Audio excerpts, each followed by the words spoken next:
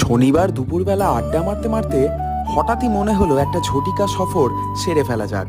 আর তাই রোববার সকালে ইস্পাত এক্সপ্রেস ধরে চট করে আমি, নেহা, আমার কাকা কাকিমা আর তাদের বন্ধু 6 জনে মিলে চলে গেলাম ঝাড়গ্রাম।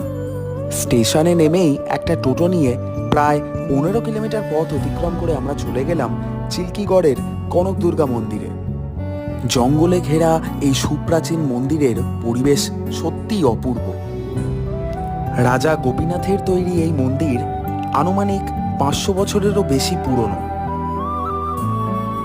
মন্দিরে নিষ্ঠা ভরে পুজো দিয়ে আমরা চলে গেলাম টুলুং নদী দেখতে। এরই মধ্যে আকাশে কালো মেঘের আনাগোনা শুরু হয়ে গেল। বৃষ্টির মধ্যেই দেখে নিলাম চিল্কিগড় রাজবাড়ি। প্রবল বৃষ্টির কারণে আরও কয়েক জায়গায় ঘোরার ইচ্ছে থাকলেও সেটা সম্ভব হলো না। ট্রেন ধরে আমরা আস্তে আস্তে রওনা দিলাম বাড়ির পথে।